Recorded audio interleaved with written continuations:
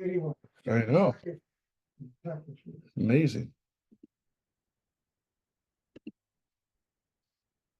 3 months and 3 days, somebody got the driver's license, people get driver's license. Mhm. Who's driving now?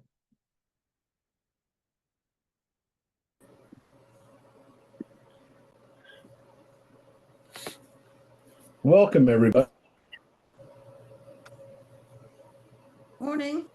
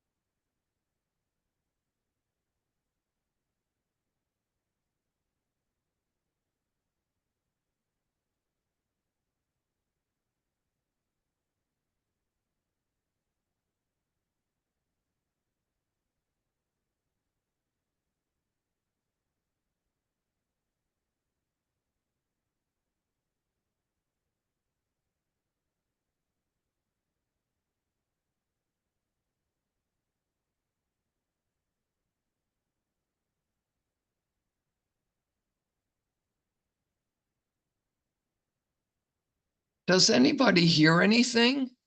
Mark is muted. Was just gonna go to chat and let him know in case he doesn't know. Okay.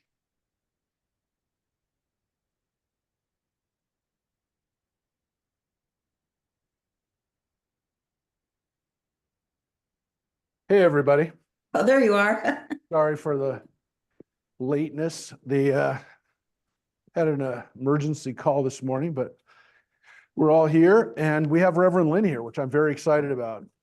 Always excited to see Reverend Lynn, but today in particular, we got a text that I'm so glad we get to have her for.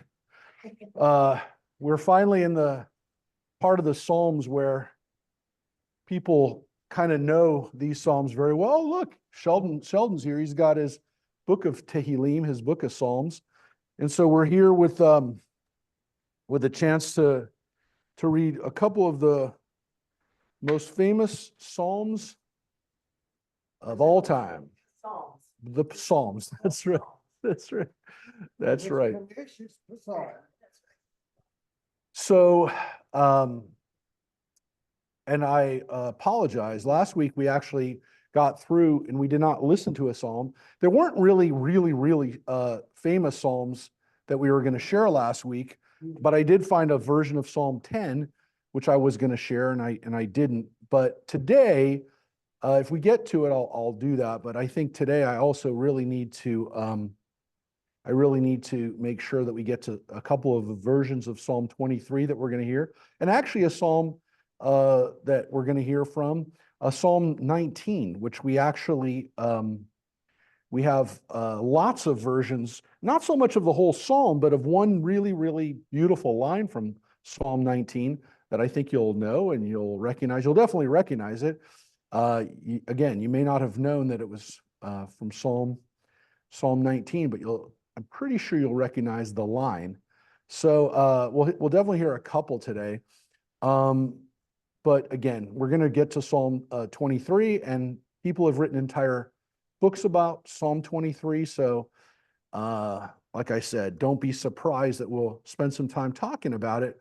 But I think now that you've seen some of the other Psalms, what's interesting is that I think you'll actually, in some cases, say that it's not that different. It's not that unique. It's not that I don't want to say it's not that special, because I would never say a psalm isn't special, especially one that everyone knows and loves. But I think you'll see that the fact that this psalm in particular became the psalm is kind of interesting. So we'll have a chance to look at that. But even before that, when we get into Psalm 22, we really will have a chance to look at a psalm that I think gives us a lot to think about and is very meaningful, more interestingly for Christians than it is for Jews. But I think Psalm 22 actually is one of the places where we could, when we talk about how we read the Bible, that we can actually see that this is where Psalms and parts of the Bible that we think might be innocuous are hardly innocuous. So we're going to have a chance to see that too. I'm looking for one other thing that I want to add up here for everybody, and so Rosemary, you're up north, right? That's right. And I- tell everybody where you are. I was in the New York area this weekend. My grandnephew was getting married. Congratulations, Mazel Tov. Thank you.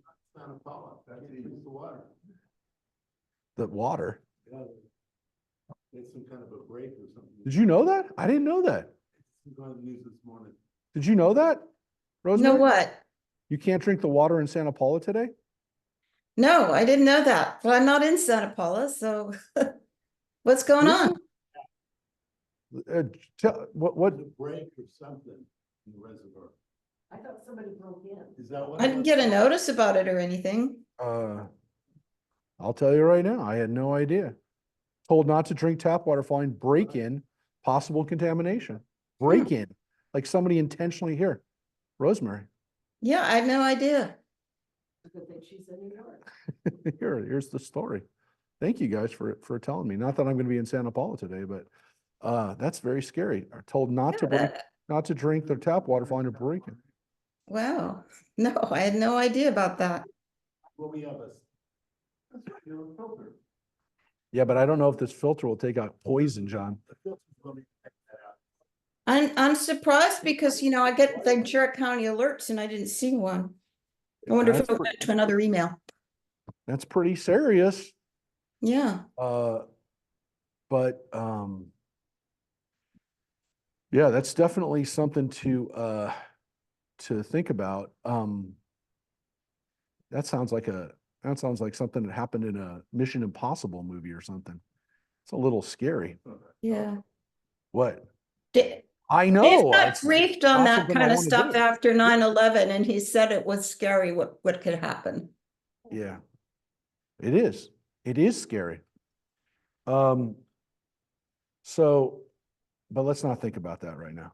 Well, actually, the Psalms are kind of scary. The one we finished with last week, Psalm 18, had that famous discussion that we finished with actually, which was, again, a lot of the Psalms start with something scary situation, and then move into something a little bit more pleasant. We talked about this one, which Psalm 18 had God literally fighting death, fighting the waters. The ropes of death encompass me, the torrents of Belial terrified me. And as we talked about, Belial eventually becomes another name for the devil. And Milton, Belial is one of the names for one of the opposition to God. But here it's definitely a synonym for death.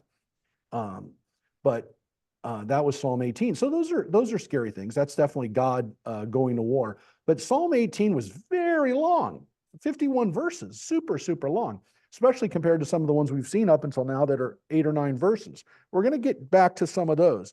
And so we're going to take a look at Psalm 19 right now, which is a really nice psalm, but similar again to some of the other ones that we've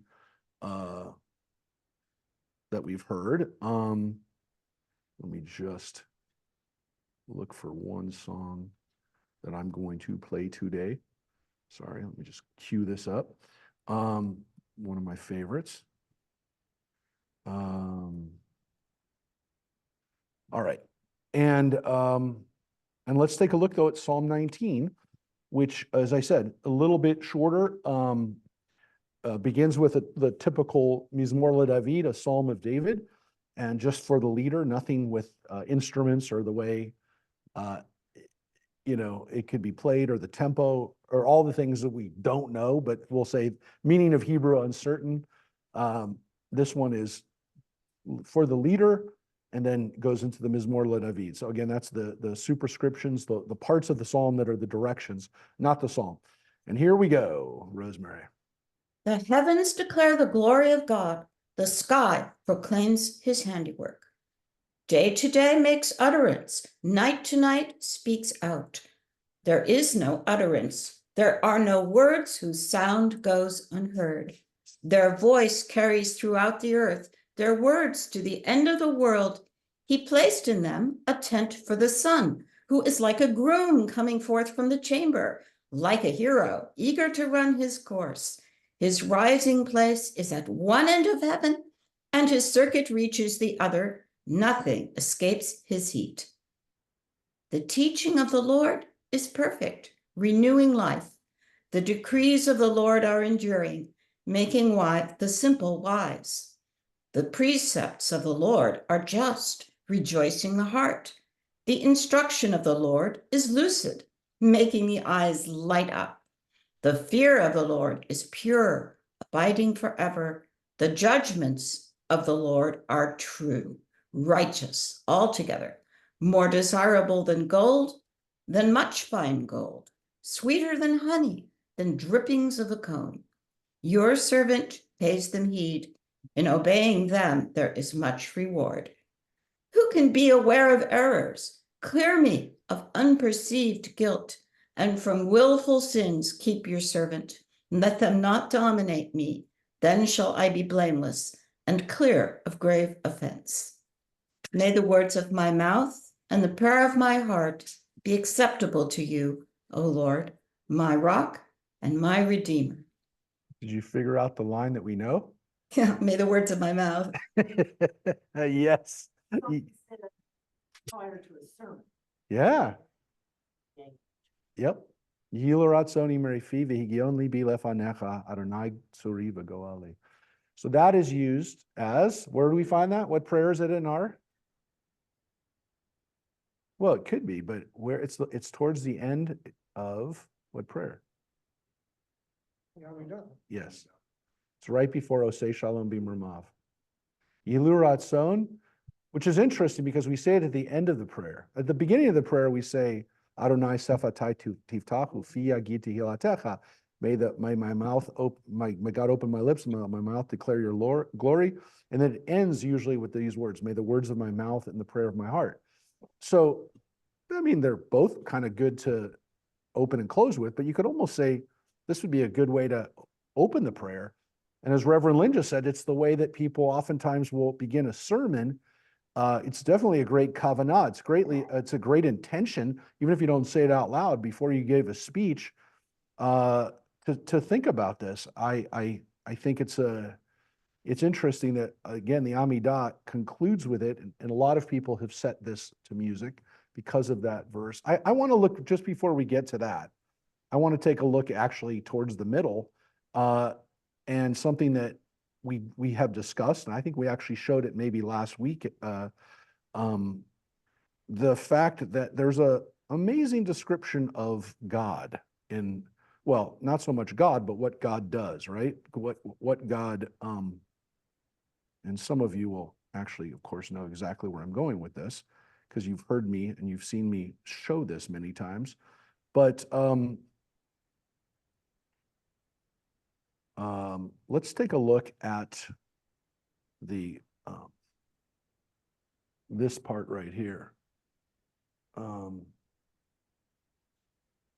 description of the sun. Well, first of all, why do we even get to this description of the sun? We get to the description of the sun because there's an interesting idea that's right here, which is then taken up at the end, which is there is no utterance. There are no words whose sound goes unheard. which by the way, is a beautiful idea too, which is that our words actually mean something. They reverberate throughout the heavens. They last, they mean something. And God hears them. Their voice carries throughout the earth and their words to the end of the world. And then he placed in them a tent for the sun. Now,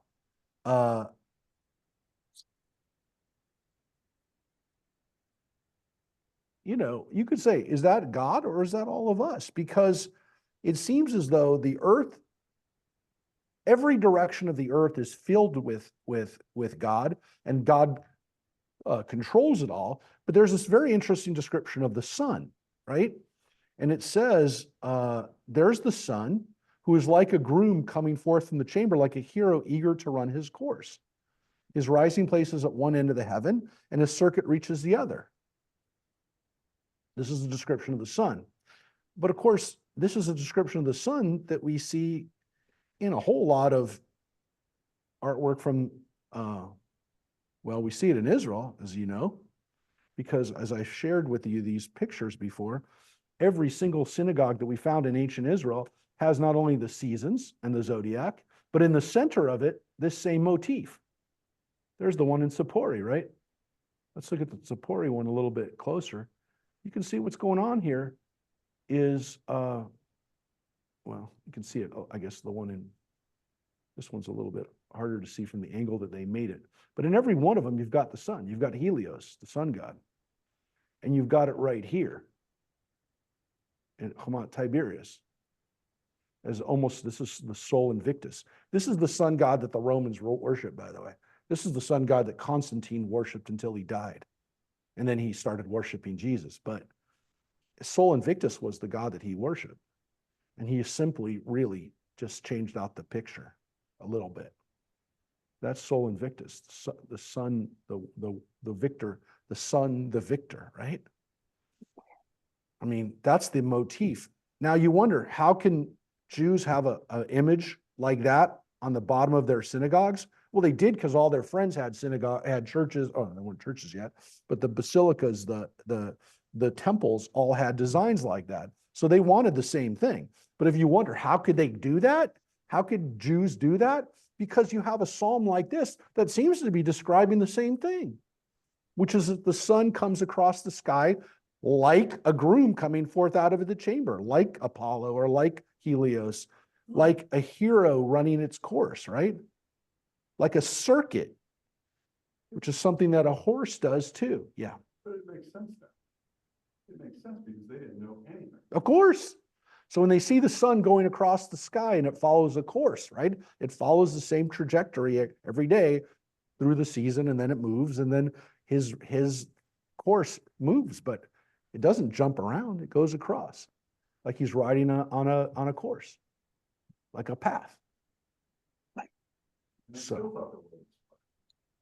So does Kyrie Irving. What do you want? No, so when you look at that and you wonder, how can you have these things? How could you have these pictures of the sun looking like that? Yeah, there's a basis for it. But again, we know that. I mean, the archaeology is the archaeology. It's not in one synagogue, it's in every synagogue. So if it happened one time, you go, "Oh, that was just a guy that liked that." Those were just Jews that liked to put that picture there. But they have varieties of that picture. That was the picture. That wasn't a picture. That was the picture. You put the seasons, you put God there because the sun there. It kind of like a God, but you make sure that you understand that God controls all these things. These are all under God's dominion. And that's definitely something that you get from the Psalm. God made all this stuff happen, but to have imagery like that. So we focus, of course, most of us don't focus on the sun discussion, but we focus on the words and the fact that the words that we say, and very clearly here, if God says words and they control these things, that makes sense. He controls the sun and he controls all the big things and even the little things. But what's interesting here is that it's very clear here that the last word is our word. May the words of my mouth. That's not God saying that, because it says, "O Lord, may be acceptable to you." Third person. and God, you're my rock and my redeemer, which is words that we've heard for God, of course, many times in Psalms. So there's a hope in here, right? It doesn't say my words will be. Yihiu l'ratzon, may they be. Let them be. And so this is a kavanah, this is an intention that we can say, and again, let's listen to some of those intentions. This is one of my favorite. This is one of my favorite versions of this. Came out about 15 years ago with a guy that we've done some music stuff. Well, we did back in the pandemic. We were working with him a lot. And so people saw him maybe almost too much, but he's a really great musician. His name is Josh Nelson. And I'm going to play a little bit of his version of Yihiu l'ratzon, which I think is a really, really nice modern version, almost something you'd hear in a Christian kind of setting, but it's a really nice, oh, that's not the one, sorry. It's a very, very choir-like one. It's not the one I was looking for. Hold it one second. It's not the one I was looking for. I was looking for Josh Nelson's. Here it is. Oh no, that's the wrong one. Hold it one second. Let me just bring it up here. I thought I had his. I have 3 other songs for him, but not Yihiu l'ratzon. And I don't have, I have this all on my other computer, by the way, folks. I have it on my the laptop I walk around with. Oop. Just one second. And nope.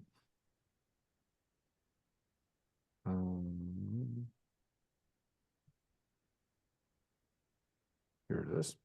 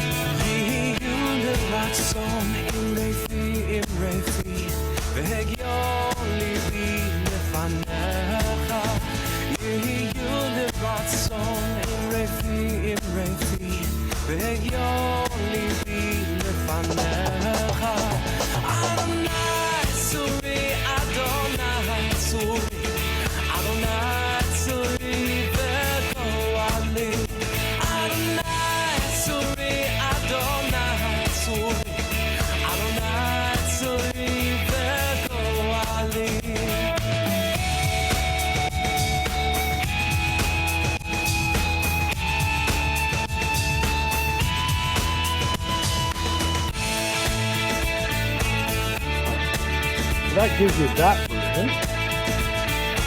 Let me get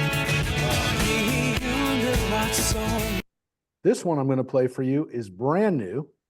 Well, it's not brand new melody, but it's the first time that it's been heard by most people, because this is what I recorded last month, and no one's seen it yet except for the few people who these are samples that are hidden.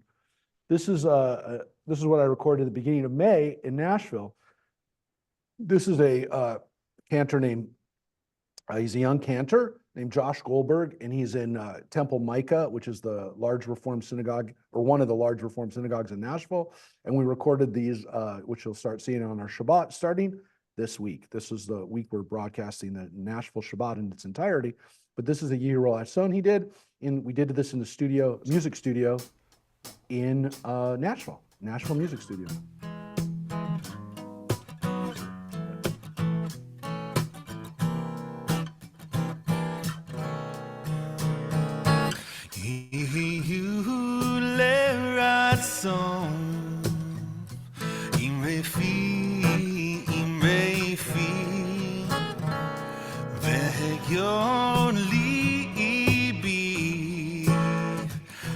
לפניך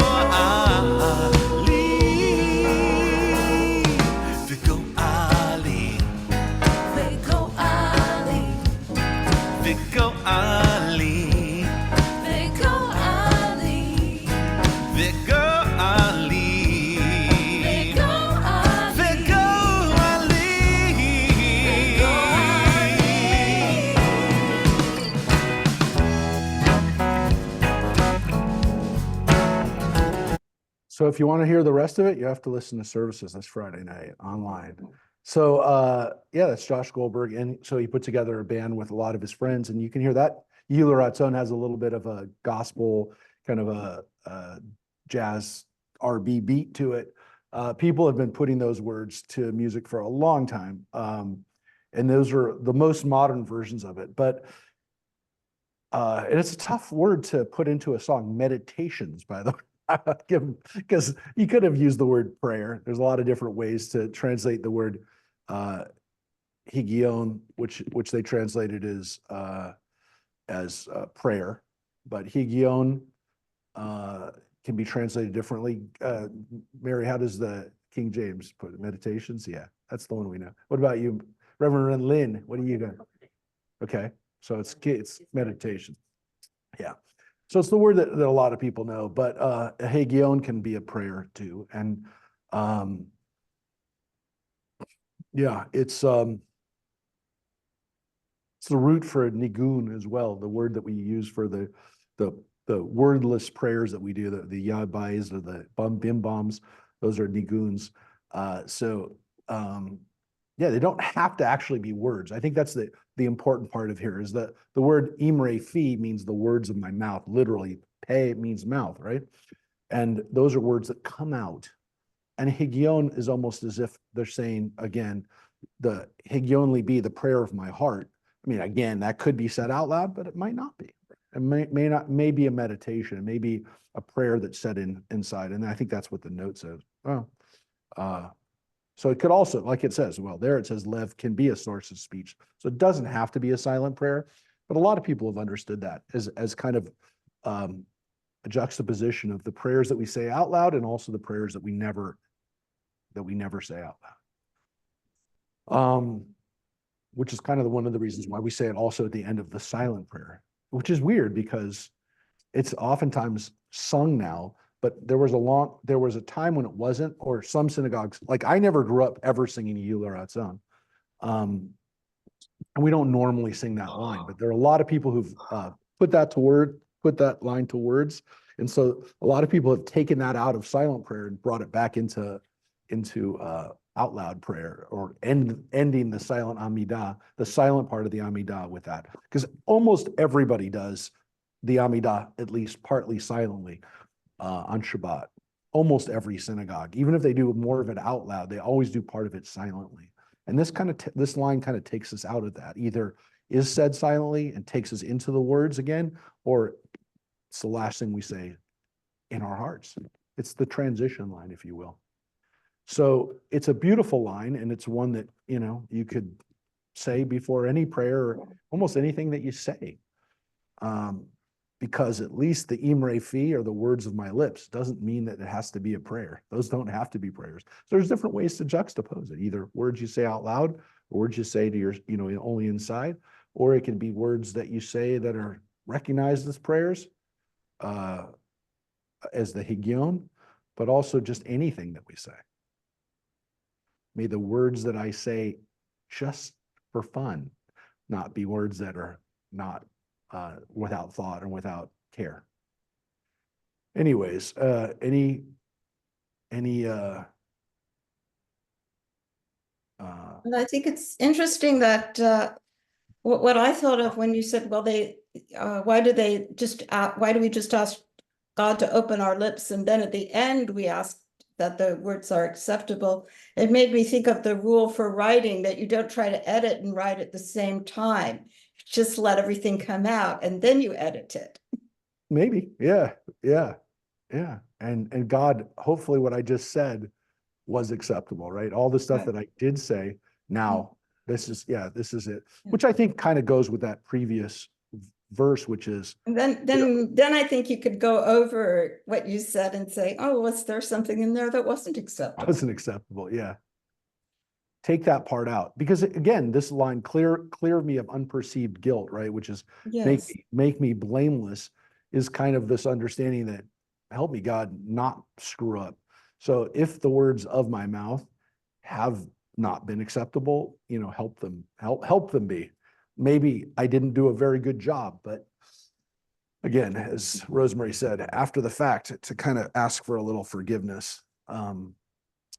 So it's a great line, and it's as you can see, it's a very short psalm. It's only 15 verses. Well, I should say very short. It's kind of more standard actually, but compared to some of the longer psalms, it's very short. But again, in some cases, people are only saying one line of it. We've kind of grabbed onto one line. All right. Then we shall move on to, yeah. This translation is presumptuous.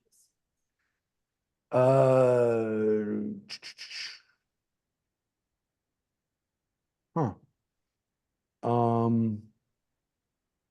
What do they say? You can tell how often he offends. Cleanse me from my secret faults. It's a nice translation. Let me just see. What does yours say, Mary? What does the King James say? But what does it say? Does it say, keep me from presumptuous sins? Yeah. Yeah. Yeah.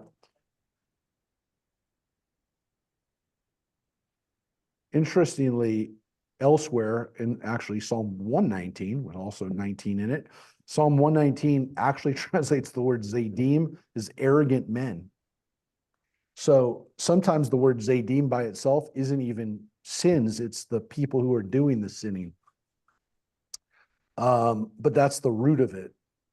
The root of it, if the word, if again, it's not a common word in Hebrew, but it's a plural, that's for sure. And that's why it's sins. But if it's either arrogant or willful, there's an understanding here that it was done with intention, right? Which to some extent I think is juxtaposed with unperceived guilt, which is not really the word. You know, I will just tell you, the JPS translation clearly wants us to see it, this both unperceived guilt and willful sins. So things that you did knowingly and the things you did unperceived or unknowingly. But the unperceived is not the way this has to be translated, because King James translated it how, Mary? Line 13? Hidden. No? And I shall be innocent from the great transgression. In line 13? Oh, I'm remembering. Yeah, yeah. Yeah, before that one from the willful. Yep. Secret or hidden, right? So unperceived has more of an understanding of not hidden, but one of, well, unperceived means you didn't even know it. Like you didn't perceive it. Hidden has almost the implication, to me at least, I knew it, just nobody else did, right? I hid it. It was a hidden sin, which to me, the way they've translated is unperceived guilt. Again, it doesn't have to be. I'm not saying this is the only way to read it, the word unperceived, but if you read unperceived and willful together, it's almost as if they're saying the things that I knew I did wrong and the things I didn't know were wrong and the things I did know were wrong, willful sins. Here, the Hebrew and again, the King James translation seems to indicate that it's the ones that were seen and known and the ones that were not, and the ones that were like you didn't even care whether people knew about it. So like everyone, like you knew that you knew that all the sins were bad. In one case, you got away with some of them and you didn't, and the other case, you didn't even care whether people knew. And then there's another reading, which I think is this reading, which is it was unperceived. I don't know. Maybe I'm wrong. Maybe I'm reading unperceived as if, but I think unperceived to some extent is unperceived by the person who committed it. At least that's the way I would read. That's the way I read it. If I heard the word unperceived, I would think, oh, I didn't perceive it either. But the Hebrew could be flat out, just no one else saw it. The word nistar means hidden. So, but I think it goes with this whole theme of this psalm, which is that God sees everything. It's everywhere. It's God's sun goes across everything. Everything that's seen by the sun, those sins are that they're exposed. Yes. So you can't escape it. You might have not perceived it. Somebody else didn't perceive it, but God perceived it. And God, cleanse me of that, clear me. The word naki means to cleanse or to clean. Clear me. The King James said cleanse, right? Yeah, that's what naki means in Hebrew. It means clean. Clear is fine, but it's actually what we use when we say something. That bathroom is clean now. That's what it is. It's naki. Clean the table. So that's the psalm of ascent. To some extent, you could say it's a great psalm for the high holidays too. It's a psalm of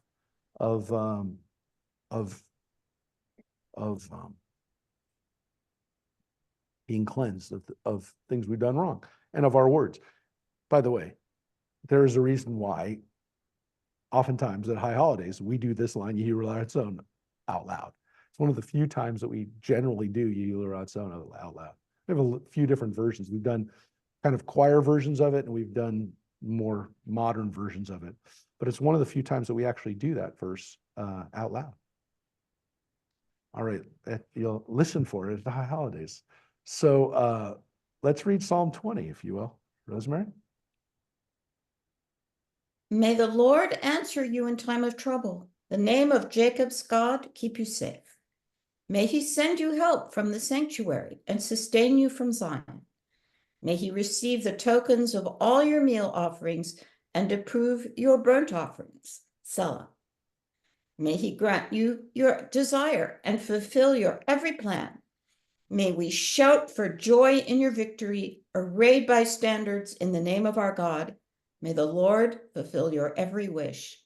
Now I know that the Lord will give victory to his anointed, will answer him from his heavenly sanctuary with the mighty victories of his right arm.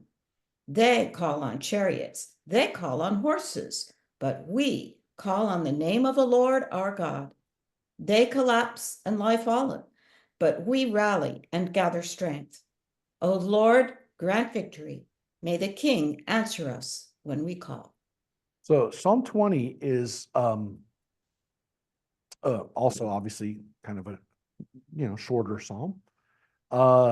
Definitely talks about the Moshiach, right? It says the Meshicho, the God's anointed one, which again would be translated in some translations as the Messiah, as a title. Somebody would say, oh, that's pretty clearly a verse that has to do with his, kind of a victory psalm for the Messiah. But it's clearly placing trust in God. I will say that according to Wikipedia, it's the Church of England's, in the Book of Common Prayer, this psalm is said to be read on the 4th day of the month. So I guess the next time it'll be read in Church of England will be the 4th of July. That's pretty cool.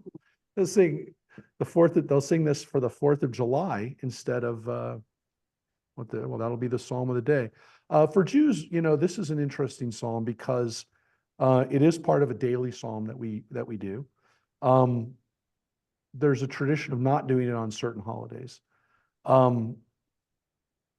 Most likely because it is kind of a victory psalm.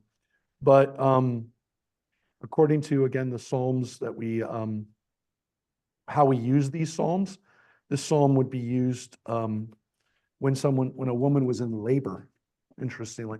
Doesn't really have a lot to do with labor. I'll turn this down up a little bit. Like it's set to 73. But to me, this is a psalm that has a lot to do with Zion, right? It has a lot to do with sacrifices and well, not a lot to do, but it's only 11 verses. And I don't want to say it's a very jingoistic psalm, but it's kind of ironic that it would be read on the 4th of July because it's really a psalm about our temple, right? It's about, Zion and the sanctuary, right? The Beit HaMikdash, right? Jacob's God, referring to God as Jacob's God. According to the American church, it's not read on the 4th of July. Oh, just the Church of England, yeah. So they would read it in England, but yeah. Celebrate. They don't celebrate it. So that's the irony, is that they sing it, but we're actually the ones who would be celebrating.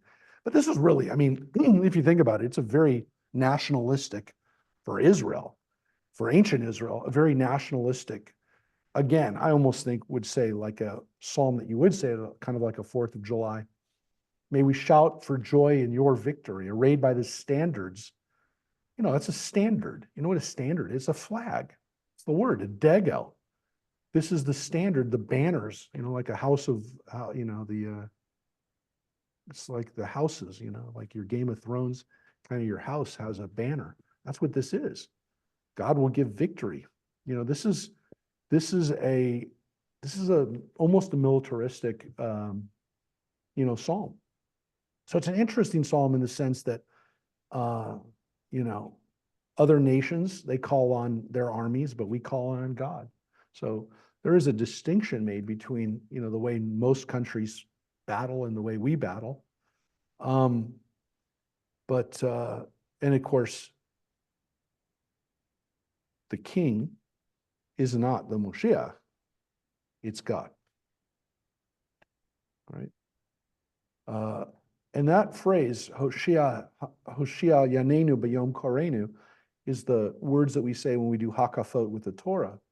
May God hear us when we call on God. Hoshienu B'Yom Korenu, right? Yanenu. These are words that we say when we dance with the Torah on Simchat Torah, which is kind of a victory dance. And it's not like it's a military victory dance. It's a religious victory. It's a victory that's given through God. It's not one that's given with weapons. It's one that's given with the Torah. So, there's a distinction made here to some extent, even though it sounds like a militaristic kind of psalm.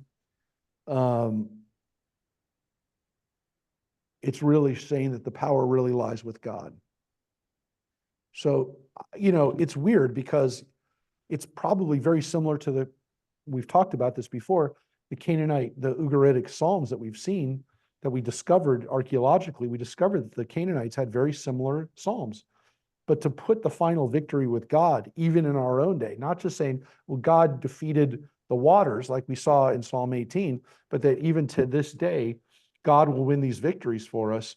This is not like what the Canaanites had, because they talked about military victory, and we actually specifically say, unlike our enemies, we don't do that.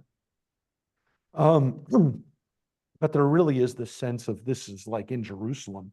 This is like, you know, to some extent, this is like a Jerusalem psalm. So, yeah, this is, you can understand for us to have a psalm like this that we still do every day, but to have it come from a place of thinking about Jerusalem. All right. Well, let's take a look at Psalm 21 then. And this is again another Lemnat Seach Mizmor LeDavid. Same thing, 19, 20, and 21 all begin with that simple direction for the conductor and a Psalm of David. O Lord, the king rejoices in your strength. How greatly he exults in your victory. You have granted him the desire of his heart, have not denied the request of his lips. Selah. You have proffered him blessings of good things, have set upon his head a crown of fine gold. He asked you for life, you granted it, a long life, everlasting. Great is his glory through your victory. You have endowed him with splendor and majesty. You have made him blessed forever, gladdened him with the joy of your presence. For the king trusts in the Lord.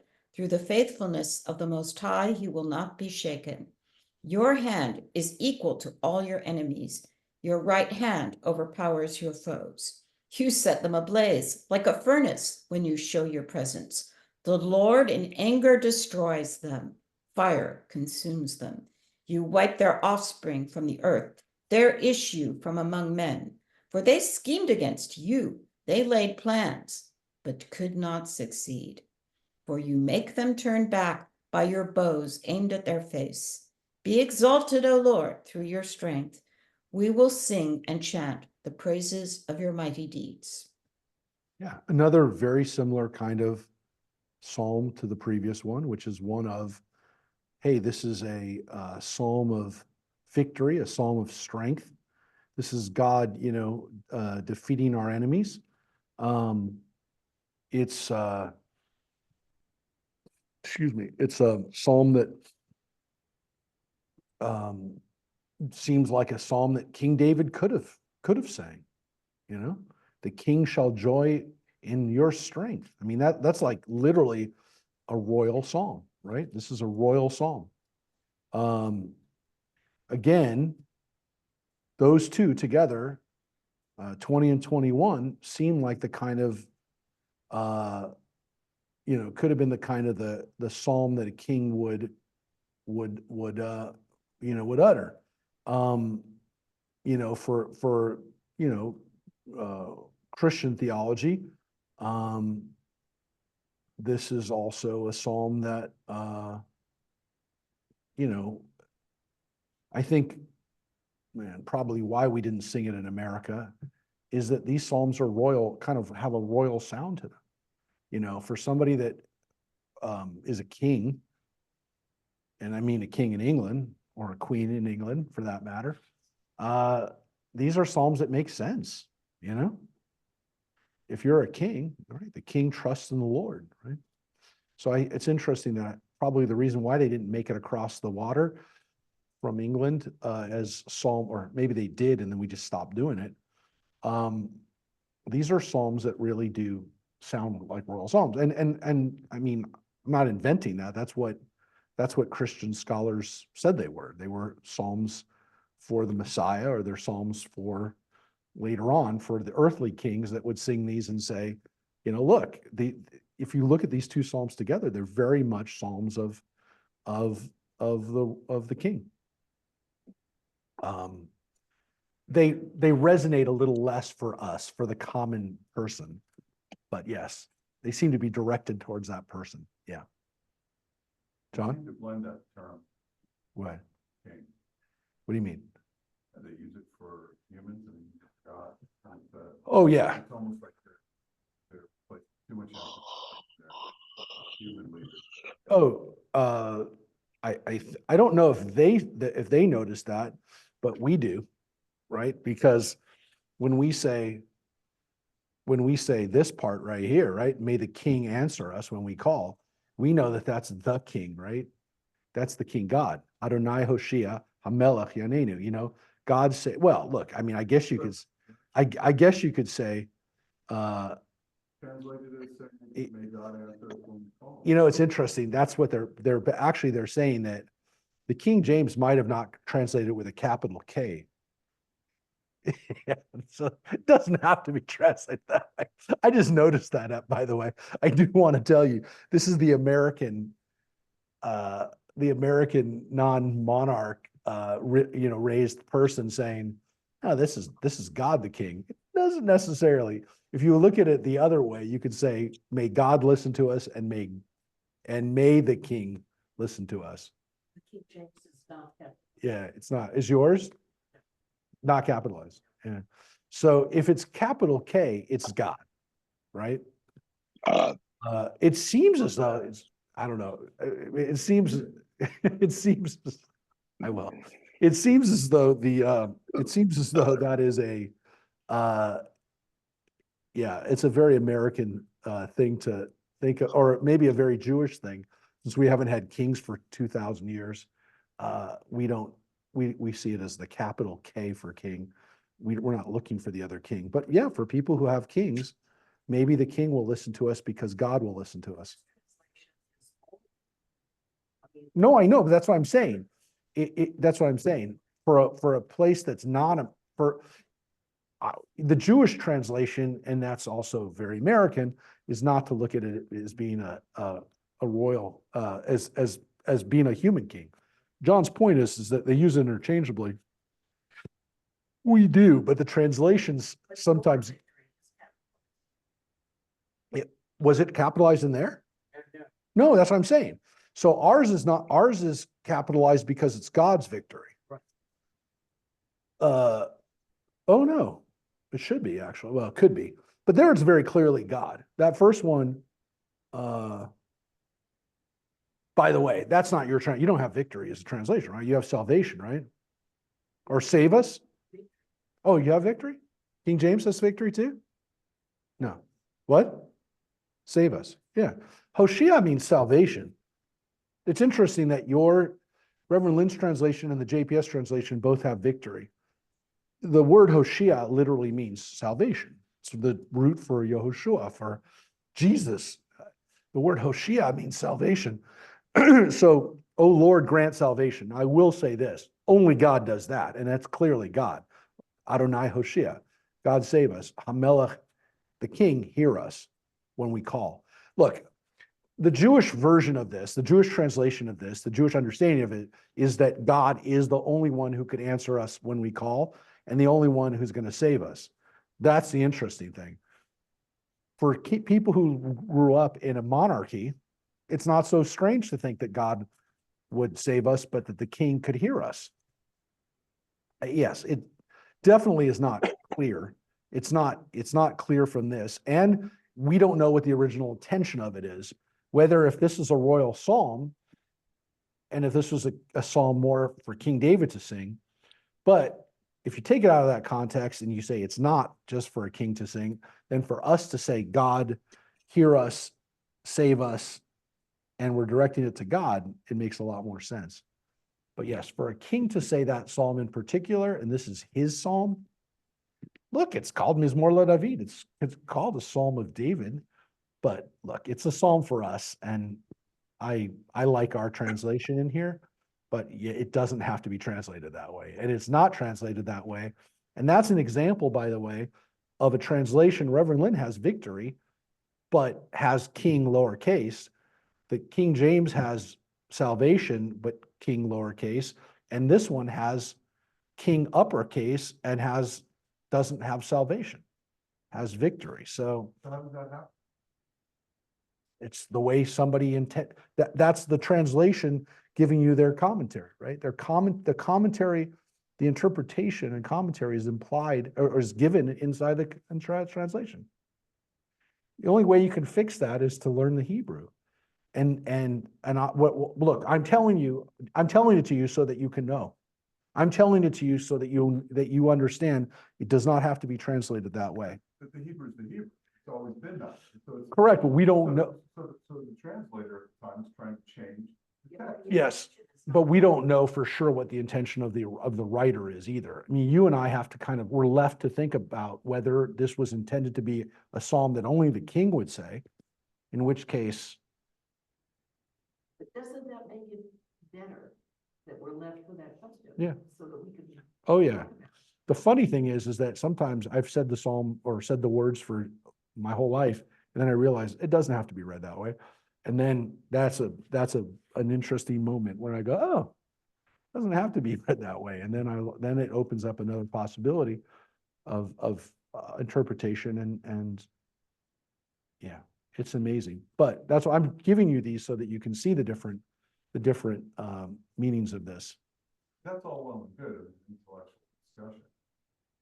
So maybe not this song, of course, but wars have been started for less. Oh, we're going to see one right now. So my point is, it's well and good to have it in an academic situation. Yeah. The author, you know, we have these, I don't know what that's called when you press it, you get like if you press -B up there or something. Yeah, right? the hyperlink, the link. You know, way back when. Yeah. They knew that was started. The author should have been Yes. very specific. You can't. But there's a lesson, John, which is don't kill somebody over an interpretation. Well, you can if people say to themselves, "Hey, look, Fanatics throughout I understand, but we can't be." This is why we have Beth. This Yeah. is why we have the rabbis arguing about things. Yes, but not killing each other. We have to understand. No, the whole concept is that interpretation is true and that interpretation is You know true. what, they're arguing because they want relevance. The author at the time, and that's true, and that'll be true throughout time. They want relevance. The author at the time should be specific. Let me ask you a They question. were that smart back Okay, then. I'm going to answer something for John right now with something he heard on Friday night. So Rebbe Soul was here and he talked about the song that he wrote, Sister Sarah, which I always get uncomfortable when he sings. But he tells it, I know, he says the story, and then he says a rabbi was telling him what his song meant. No, but he wrote the song. He didn't intend it to mean that. The rabbi's telling him what his song means. They're telling the guy who wrote the song what the song means. You know what, who may have a poor marriage, who knows? I know, but the point is that somebody interpreted, but the person who wrote it didn't even know that that's what it meant. But I know, I'm not talking about that. I'm not talking about, yes, the song. Say that, say, what does it mean? The poet says, so what does it mean? Yeah. I know, but John doesn't like that. And again, I think, look, we want to know what it means, right? We want to know what it means. We want to know how Sopranos ended. Did he get killed? God won't tell us. Tell us what happened. But I like that. Of course I do. I do too. But people don't like it. People want to know what the ending is. They don't like the fact that one day it can mean one thing to them and the other time it can mean something else. You know why? Why? Because opening to different interpretations Mhm. causes disagreements. So, okay, I understand, but we have to understand, we're going to have disagreements. But the question is, what do you do with that disagreement, right? You don't let it. I mean, I think this is why Anglicans are the Jews of Christianity, is because we say, this is true, Yeah. but so is that. Yeah. People don't like that because it means that there can be more than one truth. But essentially, John, the bottom line is, when you really get to it, every one of us has a different truth. If they can't all be true, we can't all exist because all of us have a different truth. I mean, every one of us does. So the reality, no, but you can't. You have to say, look, you have to say that the truth, your vision of God is not any less holy than my vision of God. Now, people would say, yeah, but that's not fair. Well, of course it's fair, because I can't impose my vision of God on you. I shouldn't. That's called rainwater. What's not- been helpful to me is to remember that all of our truths are models. That's good. All we know about what's true is what we can model with the 2 pounds of chemicals inside our head. We don't have a lot to work with. Yeah. I do think that it's tough. The ambiguity is tough, but we're essentially left with it at the end too, which is weird because isn't that kind of life, right? Isn't that, I don't know how it ends. I wish I could tell you, but I don't know how it ends. I don't know how it ends. I don't know what happens for sure. So, those two Psalms, well, I think it's okay. It's scary, but it's, Exciting. I don't, right now I'm scared by it. Right now I'm scared, but, I hope at some point I won't get scared, but it is exciting. It is exciting. So to get to the point of people getting killed over different interpretations, this one in particular is one of those. I would argue that the interpretation of this psalm has led to maybe the difference between Christianity and Judaism. So this is why I'm very grateful that Reverend Lynn is here today.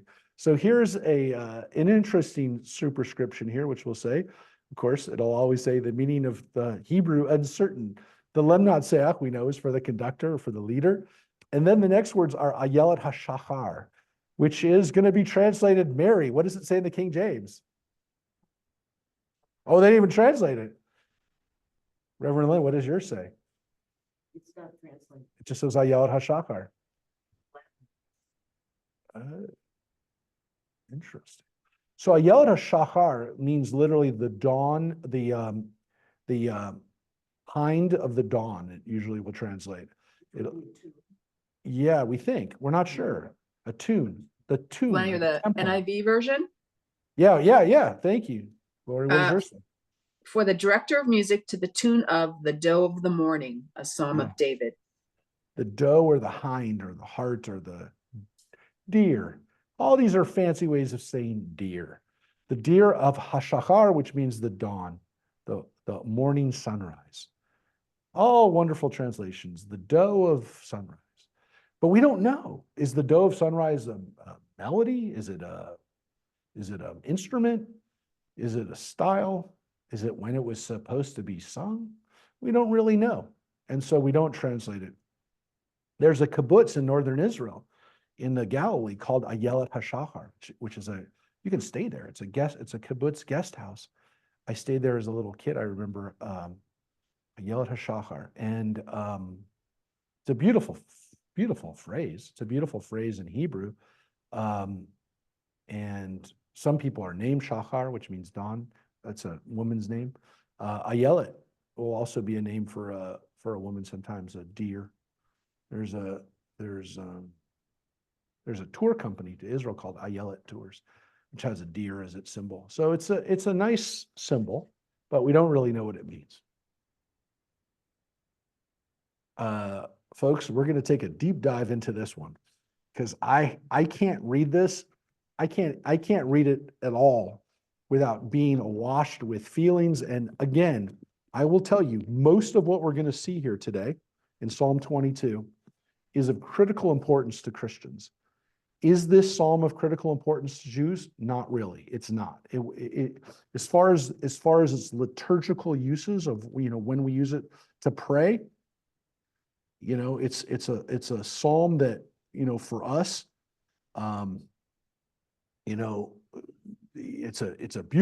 it's got beautiful verses in it, and it kind of somewhat goes with Psalm 23. But we have a tradition of saying this psalm on the day that's the day before Purim, which we call Tanit Esther, the fast of Esther, because to some extent we call Esther the dawn of the morning. She was Ayelet HaShachar, the rabbi said. They compared her to the dawn of, to the deer of the dawn, you know, because she was kind of vulnerable like a deer, but you know, she was there. But folks, let's get into it, because you've heard this psalm, whether you know it or not, whether you are steeped in Christian liturgy and Christian imagery and the passion story of Jesus on the cross or not. You cannot have gotten to whatever stage of your life here without hearing this psalm. My 20 God, why have you 2600 years. abandoned me? Why so far from delivering me and from my anguished roaring? My God, I cry by day, you answer not, by night and have no respite. But you are the Holy One, enthroned, the praise of Israel. Okay, I'm going to stop right here because I don't normally stop midway before the psalm. But if you are not familiar with this psalm, and if you're familiar with this psalm, but from a Christian context, right? This psalm, my God, why have you abandoned me? At least according to 3 of the Gospels, are Jesus's last words. And there's a very important lesson here, by the way. If these are Jesus's last words, according to the books of Matthew, Mark, and Luke, what we call the synoptic gospels, the more historical gospels, the book of John has a different last word for Jesus. But those 3 gospels, which were written by the people who were closer to Jesus, were supposedly, again, written down by the people who knew him. That if those are the last words that Jesus said, the last words in particular that he said, what is the takeaway from that, folks? Well, Gloria, you're on the line. What is the takeaway from that if those are Jesus's last words? Well, that God abandoned him. Yeah. Did you was that your take of this as you grew up when you heard that psalm? Absolutely. Yes. Yeah. My God, why hast thou forsaken me? Yes. Yeah, that's what she grew up. I mean, that's Yep. that's how she was raised with. Mhm. Say it again. I mean, he Gloria. said other words too, but these are some of the last words. Yes. Right. But what does it mean? I didn't hear what she said. What did you say? What did that mean then? What did it mean to you, Gloria? Oh my gosh. Well, he feels like he's being punished for everyone's sins, and he's the one who has to die on the cross for this, Okay. so that everybody else can live. And Glory, you are speaking on behalf of 99% of Christians who were raised that way. Now, Reverend Lynn, you're here, and I'm not gonna have you give the alternative, because I know you've read this and studied it at a level that, again, most people in churches have not studied it. But this is the words according to Matthew, who is one of those synoptic gospels. It says specifically, from noon until 3, darkness was over the land. So it was dark while Jesus was on the cross. About 3 in the middle of the day, by the way. So it wasn't supposed to be dark. About 3 in the afternoon, Jesus cried out in a loud voice, Eli, Eli, lema sabachthani, which is the Aramaic, by the way, which we know that Jesus spoke Aramaic. So this is the Aramaic translation of the Hebrew. And the Christian Bible says, and I looked it up. If you look at it, the Greek, they translated his words so that you would know this parentheses is in the Bible. This is not, hey, people are reading the Bible in English. We're going to tell you what it means. The Greek Bible says this. There's not parentheses because they didn't use parentheses in those days, but it is parenthetical. It's the proper punctuation. They translated it. Well, let me really say what happened.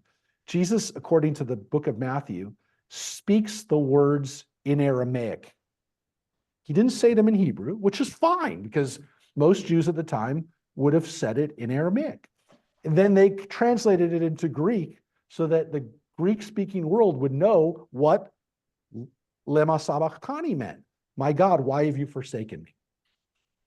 And it says, when some of those standing here heard this, they said he's calling Elijah, which means he's about to die. And then it says, immediately one of them ran up, got a sponge, filled it with wine vinegar, sometimes it just says vinegar, put it on a staff, and offered it to Jesus to drink. The rest said, now leave him alone. Let's see if Elijah comes to him. As if to say, let's see if Jesus really has these powers. Let's see if he gets taken off the cross. And when Jesus had cried out again in a loud voice, he gave up his spirit, which is some translators, he gave up his ghost, or gave up the ghost, whatever. Whatever the translation you want to have for that, he dies. Now it appears as, at this moment, what Glory said was the way that people have read it, which is that Jesus died in anguish and in pain. And God had given up on him, which is a terrible way to die. I don't care if Jesus was, the Messiah and was the Son of God or whatever, which, by the way, this seems like, I will just tell you, this does not seem like God. Why would God say God's abandoned me? God has abandoned him in this human form. However you're going to understand that. This is problematic from the standpoint of why would God say, I've abandoned myself? But as a human being, this is the cry of somebody who feels abandoned. Again, in Hebrew, it's Eli, Eli, lama azavtani. Don't worry about the word azavtani or sabachthani. It's the Hebrew versus Aramaic. In Hebrew, it's azavtani, and in Aramaic, it's sabachthani. But the word lama and lema, it's the same, right? So that word is the same in Hebrew and Aramaic. Shows you how Hebrew and Aramaic are very similar. Eli, Eli, Eloi, Eloi, very similar. It's like almost like it's a pronunciation difference. But the word azavtani and sabachthani are different. But they're different words. But okay, so he said it in Aramaic. Not a big deal. This psalm, up until this point, seems like God has abandoned the person. But as we've seen already in the Psalms, you've already seen this, that's not necessarily the way the psalm finishes, folks. You've already heard, your God enthroned the praise of Israel. Now let's keep reading. I promise you, I had to do that so that you'll see what my point is today. In you our fathers trusted, they trusted, and you rescued them. To you they cried out, and they escaped. In you they trusted and were not disappointed. But I am a worm, less than human, scorned by men, despised by people. All who see me mock me. They curl their lips, they shake their heads. Let him commit himself to the Lord. Let him rescue him. Let him save him, for he is pleased with him. You drew me from the womb, made me secure at my mother's breast. I became your charge at birth. From my mother's womb you have been my God. Do not be far from me, for trouble is near, and there is none to help. Many bulls surround me. Mighty ones of Bashan encircle me. They open their mouths at me like tearing, roaring lions. My life ebbs away. All my bones are disjointed. My heart is like wax, melting within me. My vigor dries up like a shard. My tongue cleaves to my palate. You commit me to the dust of death. Dogs surround me. A pack of evil ones closes in on me. Like lions, they maul my hands and feet. I take the count of all my bones while they look on and gloat. They divide my clothes among themselves, casting lots for my garments. But you, O Lord, be not far off. My strength hasten to my aid. Save my life from the sword, my precious life from the clutches of a dog. Deliver me from a lion's mouth, from the horns of wild oxen. Rescue me. Then will I proclaim your fame to my brethren, praise you in the congregation. You who fear the Lord, praise him. All you offspring of Jacob, honor him. Be in dread of him, all you offspring of Israel. For he did not scorn, he did not spurn the plea of the lowly. He did not hide his face from him when he cried out to him.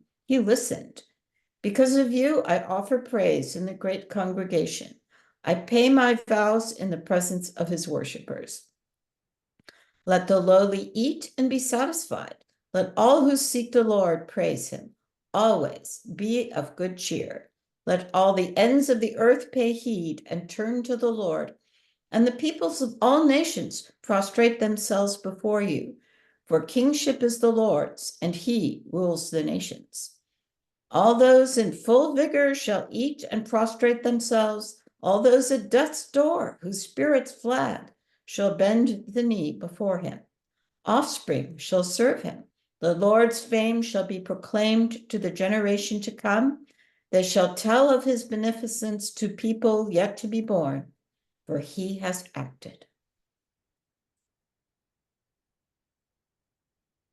The psalm does It's a not, long psalm. yeah, it is. It's 32 verses, it's longer. Tells a story. It's a little bit like the psalm we're about to read, by the way, Psalm 23. But the psalm does not end in sadness. On the contrary, the psalmist starts by a person who feels like they're scared, like they're literally being abandoned by God. But it ends with a message of hope. Now, here's the crazy thing. And this is where I'm going to tell you when I'm going to show you the Christian Bible in a second. I'm going to show you the book of Matthew, but there's a similar version of this in Mark, the Gospel of Mark. I can show you either one, and you can look at both of them if you want. And there are differences, by the way, between the two, between Matthew and Mark. And there are some differences that are critical, by the way. If one of them had come through and not the other, but we have both, you would have said things would have been a lot easier for us. But beyond that, and I mean us, by us, I mean the Jews. But if you look at this psalm, what's so interesting is that nowadays, and that's why I said, even though, again, for you, Glory, for you to be taught what you were taught, which was what most people were taught, and what they're still taught, I'm about to show you from a paper that I wrote about this many years ago. I don't like the fact that people are still taught the completely wrong thing about this psalm. And I mentioned it when we took people on our Jewish and Christian trip to Israel last February. When we came out of the Church of the Holy Sepulchre, I taught this lesson because I wanted John Shaver and the rest of the Christians who were with us to hear this, because I wanted them to know that Jesus's last words were not words of despair. They were not words of God's abandoned me, but he quoted the whole psalm. In the ancient world, actually for us as Jews, up until fairly recently, when we kind of were shown how Christians had numbered the Bible, there was no Psalm 22. Nobody ever said, hey, let's all read Psalm 22 in the synagogue. They said, let us read Eli, Eli, lama azavtani. Oh Lord, my Lord, why have you forsaken me? Nobody said Psalm 22. So if you called out the psalm, everyone knew it by the first words, by what we call the incipit. It is the way the psalm was known. When Jesus says that on the cross, the people who knew him, the people who were Jewish, knew what he meant. He didn't say, God, you've forsaken me. He said Psalm 22. That's what he said. And assumedly, he said the whole psalm, John. He might have said all 32 verses. Why? Because the end of the psalm is the most important part. The end of the psalm says, God, you haven't forsaken me. And not only that, you're going to be known by everybody. And guess what? Because of Jesus, God did get known by everybody. So it's interesting that he wasn't wrong, just came about in a very, very strange way, which I think, by the way, is an interesting thing for all of us to consider today. So in modern times, the only thing they're remembering is the first verse. Correct. And it's a terrible, terrible disservice to Jesus, because it means that Jesus kind of ended alone. And he didn't. He didn't feel he ended alone. He didn't feel he ended alone. It's very clear, and I'm going to show you why. I'm going to show you. Sheldon already laughed because there's some secrets in this. They're not really secrets. They're out in the open that people completely miss, which is very obvious. You'll see it in a second. But again, for people who are yet to be born, God's greatness is going to be known. And what was so interesting, again, was that the secrets in this psalm, and again, I'll show it to you through, I'm going to show it to you through the Christian version of this psalm, because this is what people know. First of all, I will say this. when Jesus is about to be crucified during the Passion, and again, unfortunately, our last version of this was the one that Mel Gibson gave us. We have this famous scene where Jesus is presented before the people, and they basically are given this choice by Pontius Pilate, the Roman governor. Hey, who do you want to save? We're going to save somebody here on Passover, which, by the way, we have no record that the Romans ever did this. This is something that no Jewish source ever said happened, where the Romans said, "Hey, who would you like to save? This guy or this guy? It's Passover. We're going to give one of these guys a free pass." Didn't exist, by the way, but there's this famous story that he's given two choices. The people are given two choices: Jesus Barabbas or Jesus, the Jesus we all know. The funny thing about Barabbas, by the way, I don't want to go down this rabbit hole, but I do need to explain it to you. The name Barabbas in Aramaic means the son of the father. So there's a weird thing there, which has left many people puzzled by, wait a second, there's another Jesus? And he was known as Barabbas, as the son of the father. Now, he could have been Bar Abba also, or Bar Rabba, which means the son of the master, which is also kind of Jesus-like, but it could have been the son of the rabbi or the son of the master. But we understand him to be some kind of rebel. He's some kind of political rebel. And some people have said, and it could be right, I think there's something to this, the Romans essentially give the Jews a choice. Do you want us to save this Jewish political rebel or this Jewish spiritual rebel? And they want to save the political rebel. I think that's, if you want to ask me, like, what do I think really happened? That's what the thing is.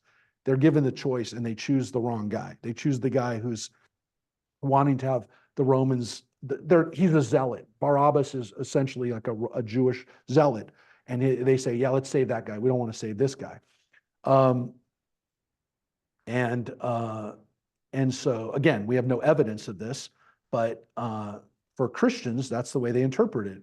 So here, of course, they say, crucify him. And then very famously in Matthew, the people say, his blood is on us and our children. By the way, that's not in Mark. And why I say there's a difference, because if we only had Mark's version, many, many Jews would have survived this right here. His blood is on us and our children, which is Jews accepting deicide, literally saying, yeah, fine, we'll deal with it. Pontius Pilate, you're freed of it. It's on us and our children. That allowed for many Jews to be murdered over the last 2,000 years. This line, because it's not in Mark. By the way, the Pope, yes, and the Pope, by the way, has said that it's not the Jews who said. I'm just saying the way the Pope, the last Pope, by the way, Benedict, has tried to teach it, which is nice because he grew up in the Hitler Youth, and I think it's important. It's incumbent on him to say something like this. The people answered. It doesn't say the Jews answered. Okay. Now we assume that it's a Jewish audience, but he says the people said it. It wasn't just Jews who said it. So they took Jesus out. They flogged him and handed him. So look what happens here, right? They humiliate Jesus, of course. They spit on him. These are the soldiers. These are the Romans doing this, but whatever. And they make fun of him. They spit on him. And then it says they take him out to Golgotha, which they understood in Aramaic to mean the place of the skull. It's one possibility. They place a sign over his head, right? But here's the part that I think you're going to want to see. Well, first of all, You went past it, I think. that they mocked him and they said, he can't save himself, right? If he's God, let God rescue him, right? And by the way, what did you say, Rosemary?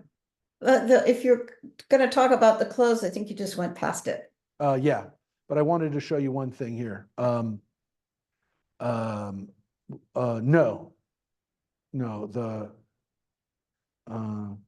hold it a second. Yeah, I wanted to show you this though, which I thought was interesting, which is kind of in Life of Brian. It says right here, the rebels who were crucified with him also heaped insults on him. Now that's a graphic and gory detail. The other people on the cross are making fun of Jesus too. That's what the Christian Bible just said. I mean, that's really humiliating. That is really humiliating. But yeah, as Rosemary just pointed out, while Jesus is crucified, they divided up his clothes by casting lots. Now that's literally word for word in the Psalm. That's too much of a coincidence. That doesn't normally happen. The idea that the soldiers would divide up a poor person's clothes while they're on the cross seems a little too close. Actually, let me show you what I'm talking about here. So this is from a paper that I wrote a while ago. If we look at the parallels, okay, that's the last part of it. But look at this one. Here it is. Those who see me mock me, they shake their heads. We saw those exact words. They stare and gloat over me. They divide my clothes among themselves. For my clothing, they cast lots. I mean, it literally says not just that they divide their clothes, they take his clothes, but they cast lots for his clothes. I mean, it's not just they took his clothes, that they cast lots for his clothes. You tell me that line isn't there. So what's your point? Well, here's the point.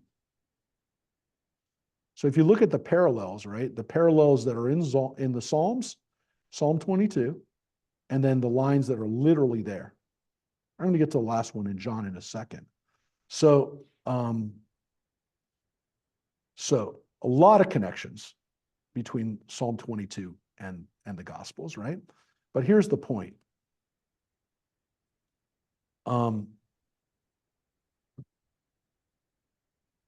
In John, which I'm going to show you, well, I don't need to show you because it says it right here.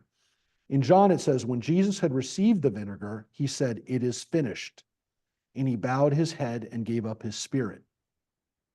Now, what's interesting about that line, it is finished, or as you could also say in the Greek, tetelestai, it has been accomplished. In Latin, they translate it as consummatum est, which is, it has been done. It has been finished. Well, that's what the Psalm actually, if you think about it, that's what the Psalm actually ends with. I'll show you right here, right? Psalm 22 actually ends with kiasa. God has acted. God has done. So John actually picked up the last line in his own way, which to some extent preserves the message of what was really done, which is that what Jesus was trying to show people was that his death achieved what Psalm 22 was going to do, which is proclaim God's greatness. He literally said, my death is going to bring people closer to God. Now, the fact that people misinterpreted it and basically said, oh, he's dying in anguish, he's dying alone. The message is actually not only much more hopeful, but one that I think actually got accomplished, which is that he brought people. The only reason why everyone around the world knows Psalms is because of Jesus. Let's face it. So he actually achieved this. The strange thing is Christians completely misinterpret what his last words were about, which are, he didn't give up. That's because the tradition is to only use the first half of the psalm. They don't understand that it's the whole psalm. It's clear that the psalm, and Christians know this. Any Christian who's read the gospel narrative and has read all of Psalm 22, and you're right, Reverend Lynn, they didn't teach people the psalm. They didn't teach it to them, and so they didn't really know because they wanted to control the information.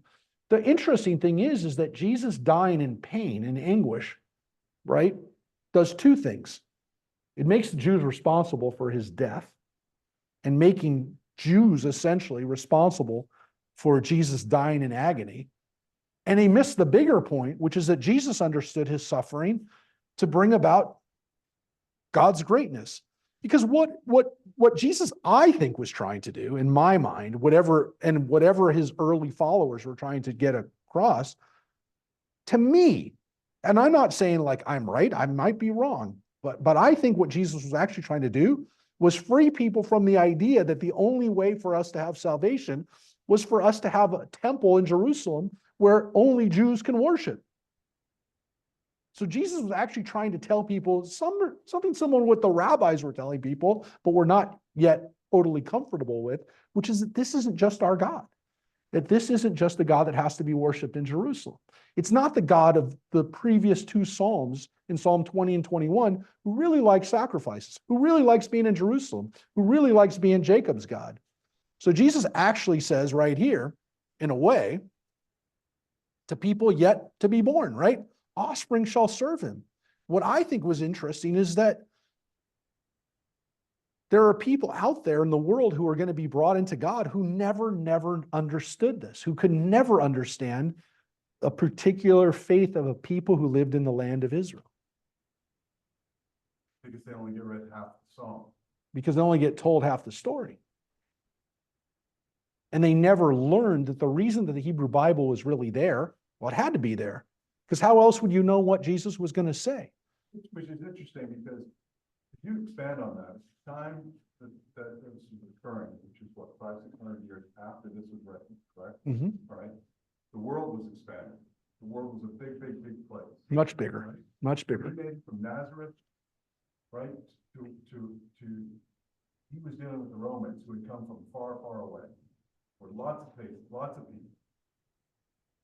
So really what you have is the new arguing with the old, because the old was saying it can only be done here and in this way, and the new is saying, well, the sun rises and the sun sets, let's fear the being God that created that, and let's not do it in one location. There's a story that Jesus went down to Egypt when he was a baby to get away from Herod. That's not an established, by the way, that's not a established narrative for Jesus's days. Which, by the way, there's a lot of the Gnostic Gospels are very interesting. Reverend Lynn's read them, and some Christians have read them, but most Christians haven't read them. They are full of midrash, amazing midrash, by the way, and some very, very Jewish style midrash, and also some Greek style midrash. But here's the thing that is even more powerful, what you said, John.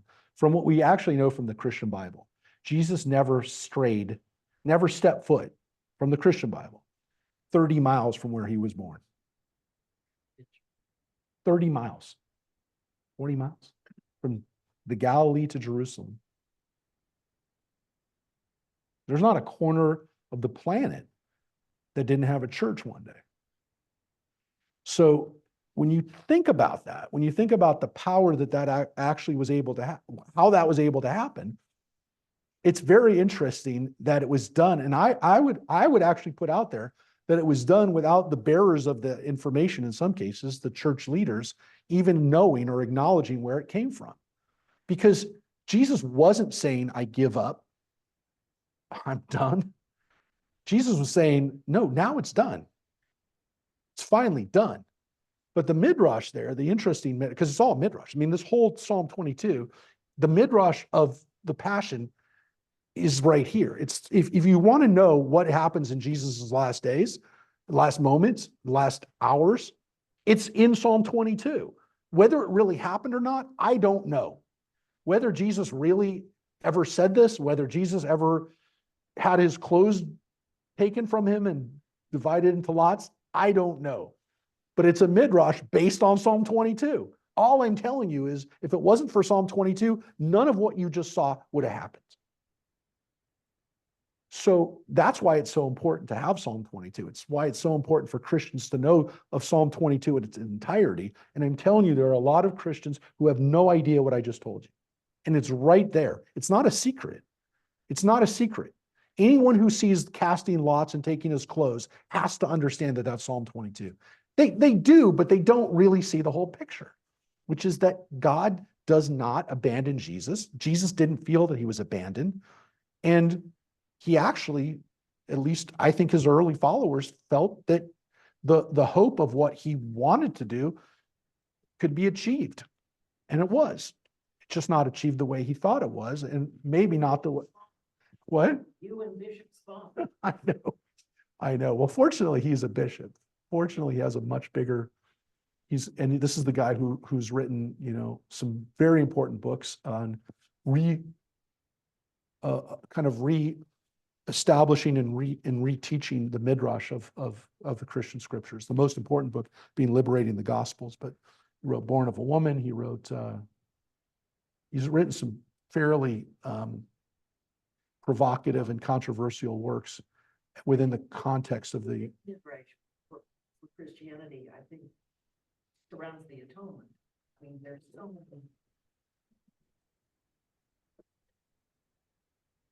many versions Yeah. of the atonement. You're right. So Reverend Lynn's point is the atonement is the most filled with, because again, you can make the argument, it's all the book of Leviticus, every sacrifice, almost every sacrifice is. But what's interesting about this one in particular is it's so obvious. It's almost like almost everywhere else where we talk about midrash, it's almost hard to it's too much. It's almost like it's so much that it's too much. Here, it's very clear what it is. It's very clear that what's happening here is a telling of Psalm 22. It's very clear that the authors knew exactly what they were doing when they were telling that story. They were retelling the story. To me, it's the greatest midrash in the Christian scripture because it's so obvious and it's so, the clothing part is the part that gives it away. I mean, that's just it's not just the clothing, it's that they cast lots for the clothing. So I think, again, Psalm 22 is actually a place where Christians and Jews can come together and say, oh, I can see how this midrash allows for people to, if they read it, to actually come together.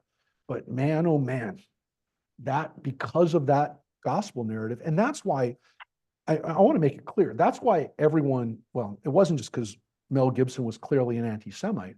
The reason that people were so upset with it was because the depiction in it was the traditional reading of the Passion, which doesn't have the message of what really happens. It focuses on the worst parts of it, and people knew that did it spark anti-Semitism? I don't know. I mean, I'm not sure. His depiction of Jews at the end definitely would have been a more anti-Semitic depiction than the Pope, for example, would have said, but he doesn't like the popes. He doesn't like everyone since Vatican II. He was raised to not like that version of Catholicism, but he resuscitated these images, and he resuscitated a version of Jesus's death, which focuses on the violence and focuses on, to some extent, the humiliation of Jesus, which is only part of the midrash. It's only part of it, and to some extent, it builds up to the final part, which is vindication, which is it's okay. This is now going to be okay, and to me, that's what. Again, I could be wrong, but I do think that the where Christians and Jews can come together on this is that Jesus didn't die abandoned, and he died with the hope that people would get the message. Again, the irony is for a long time they didn't, but they can. And there's a place where people can come together on this that I think really gives us hope. But you have to read Yeah. I mean, you have to know the Gospels. You have to I be think that's aware. what we believe. I mean, I believe that.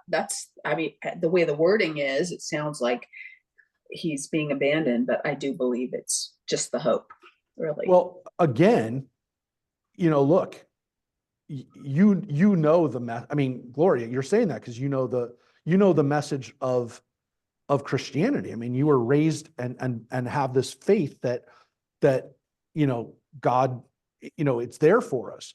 But what I'm telling you is that it's actually not. It doesn't. It's not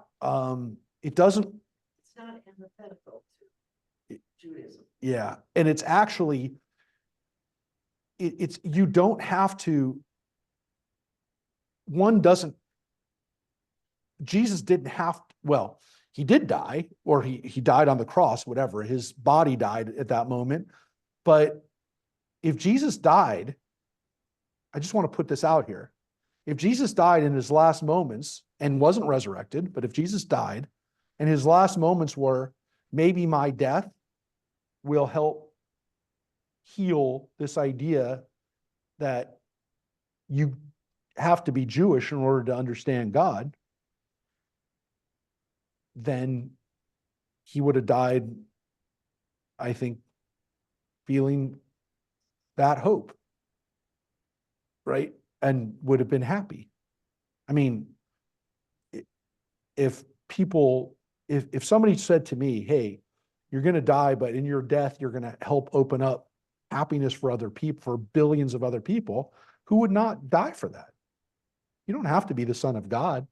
You don't have to be the Messiah to say, oh, it's kind of sad that someone has to die for that, but he lived in a violent time. He lived at a time when essentially the people thought there was only a choice between political salvation and destruction, assimilation, the end of our existence. But the rabbis knew it, and Jesus knew it, that we could survive. The problem is the rabbis didn't want to really go down that road, but they did. A lot of people didn't. And I don't believe the original Christians really 100% felt that way either. And you know why I know that? Because none of them were with Jesus when he died. I didn't want to dwell on this part, but they're not there. Jesus dies and none of his friends are there. The only people there are the women. We know that. I mean, it says that. This purpose of this is not to dwell on that, but I don't think his followers were really very happy that there was not going to be a political solution here. But what the rabbis knew is we had survived 600 years before having our temple destroyed. And so I think the rabbis knew deep down that they could survive. They didn't want to go down that road necessarily. And as we know, the Bar Kokhba revolt, 60 years later, was the final revolt. But they kept that in their hearts. They were still revolting. They were still fighting against the Romans. I don't think they wanted to think that they were going to be politically stripped of their existence. I mean, who wants to think about that? I mean, probably if I were Jesus or I was a Jew who lived at that time, the idea that we could survive again would not have been my first goal. I would not have said, okay, we're not going to survive, but our values are going to survive and our teachings are going to survive. Maybe I'd be okay, but it would not be my first choice. I'd say, God, can't we survive? Can't we have some control of our lives? For the next 2,000 years, are we really going to be victims of, history and circumstance?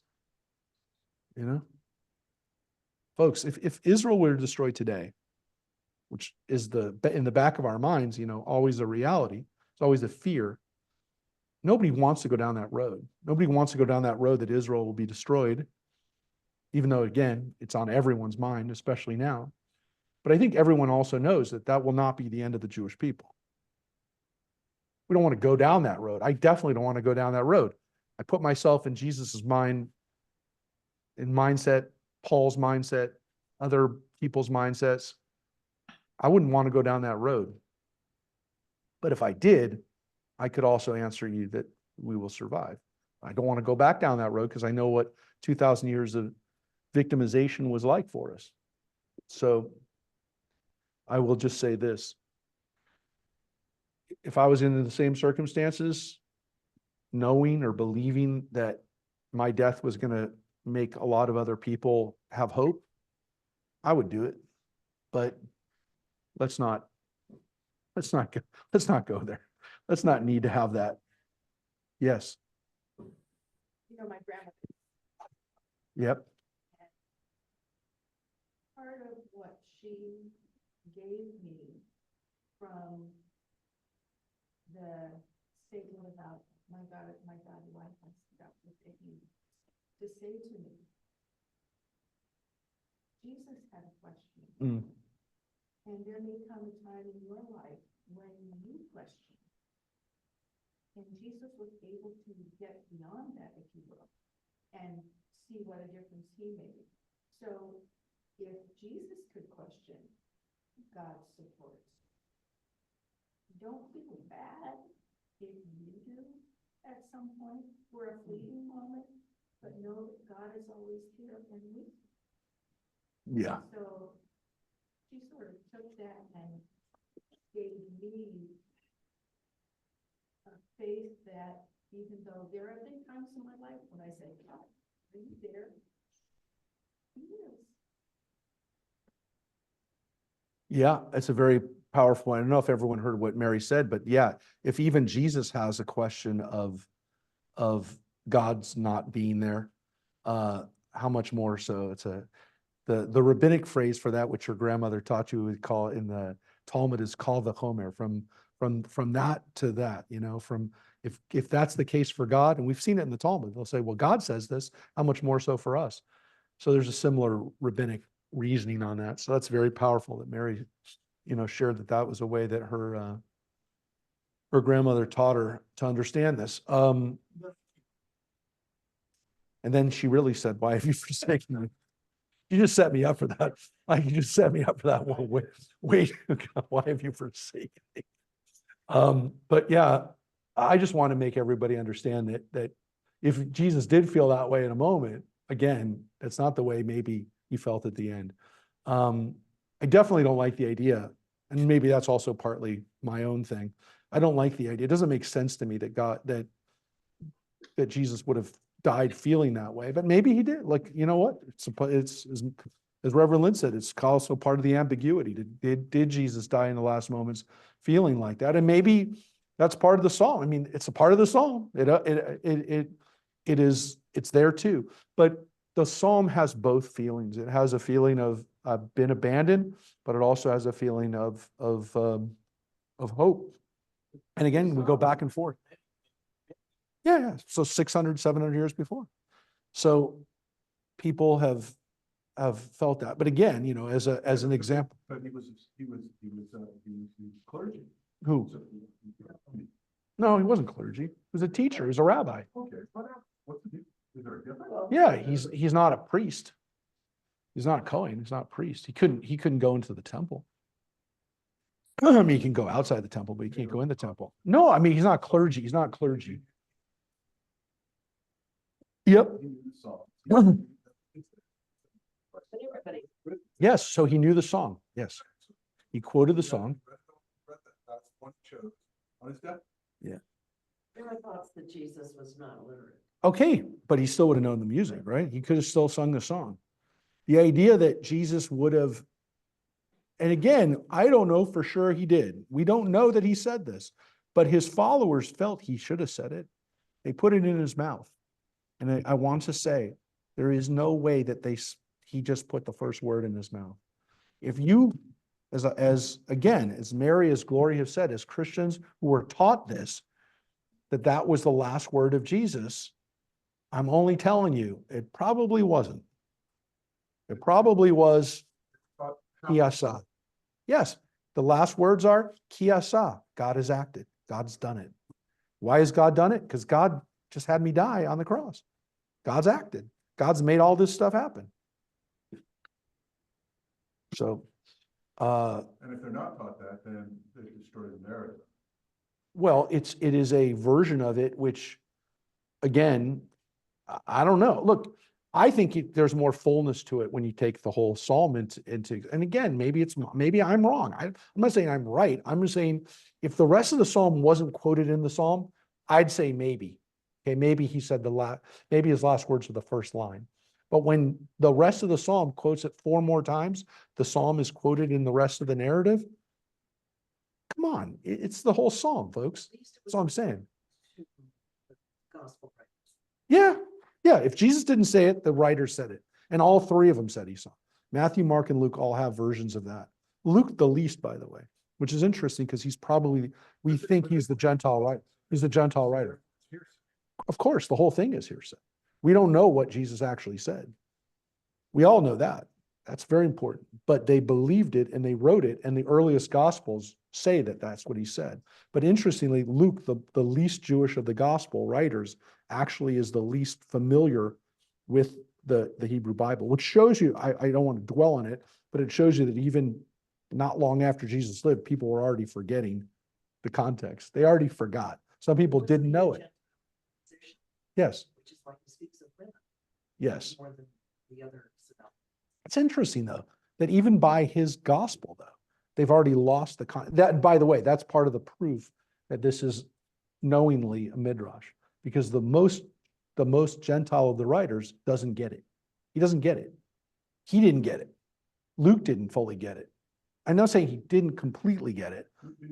Be more specific, Luke didn't understand. that it was the entire. Yeah, he didn't understand maybe that it was the whole psalm. Yeah. That's part of the issue. So if He it, was a Gentile. so if he doesn't quote it as much, Meaning He wasn't exposed He to. wasn't a to Jew. the- yes. I So understand that, well, but so let me show you. Let me just show you. So here's the parallels that I see in Psalm. So here's the Psalm, the verse, and here's where it is in the Gospels. So if you see Matthew and Mark, and Luke, Matthew, this one's got Matthew, Mark, Luke, and John, and then this one's got just John. The last line is the one that I say is only in John. But you can see Luke only has two of them. Luke only quotes Psalm 22 twice, whereas Matthew, quotes it 1, 2, 3, 4 times. well, so he quoted it, so he knows it. Yes, but he wasn't as familiar with it, right? He's not dwelling on it. And as a matter of fact, not only is he not dwelling on it, Luke might have been quoting the other gospel writers, like Mark. Like we think that Luke wrote his gospel having Mark open right in front of him. Like he literally is writing down what he wants from Mark, not knowing that we'd have, not that we know, not that he knew that we'd also be looking at Mark at the same time. He's writing his version of the gospel.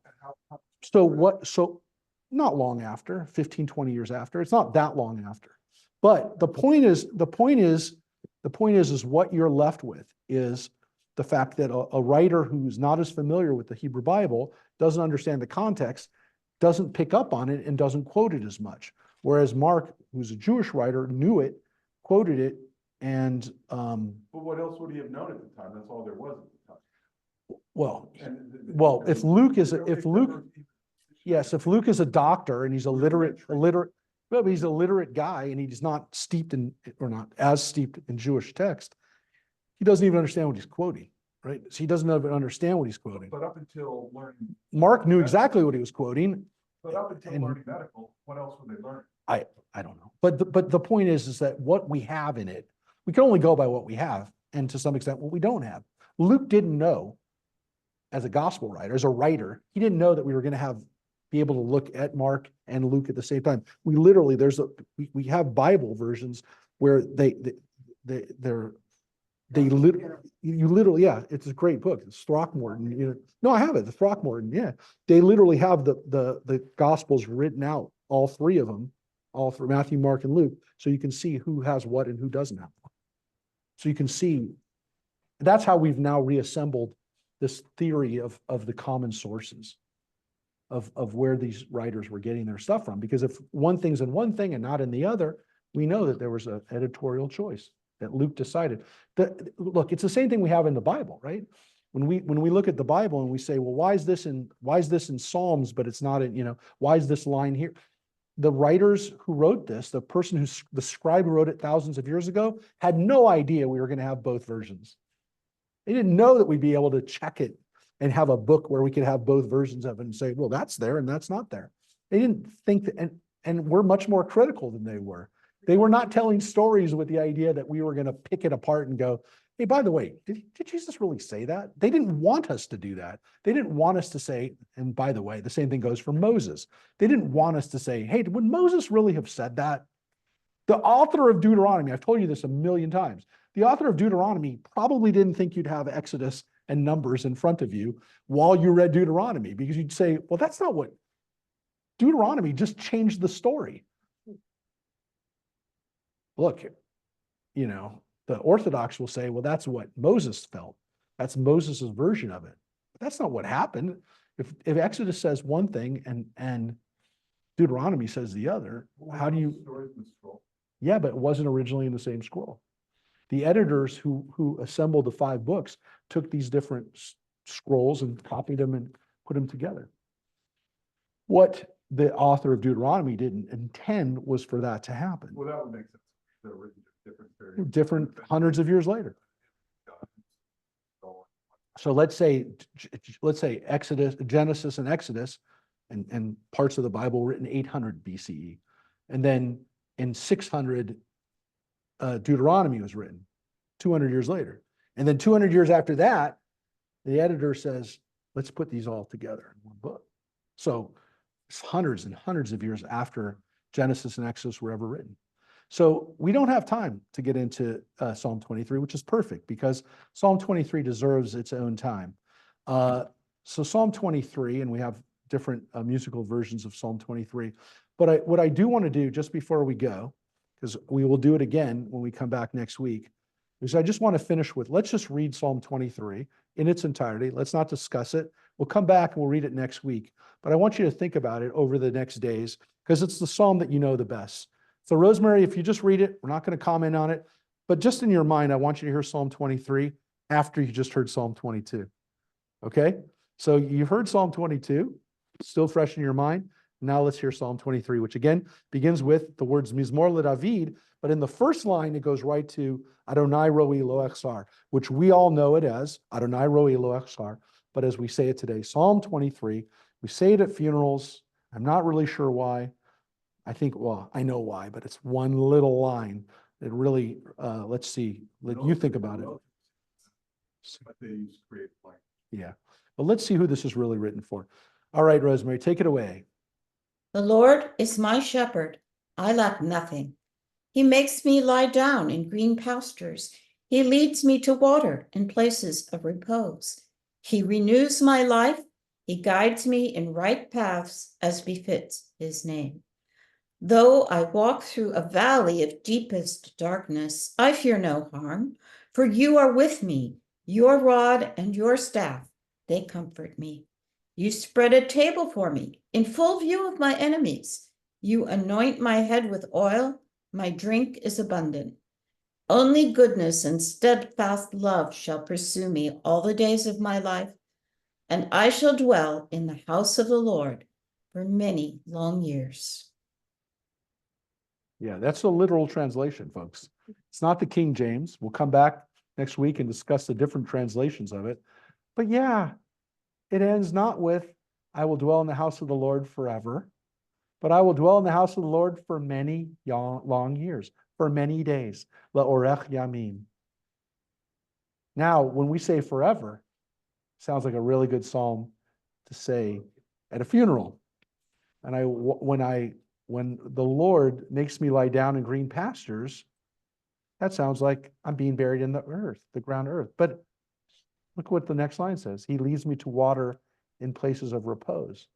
Well, that seems to be, I'm drinking. I'm lying down in green pastures.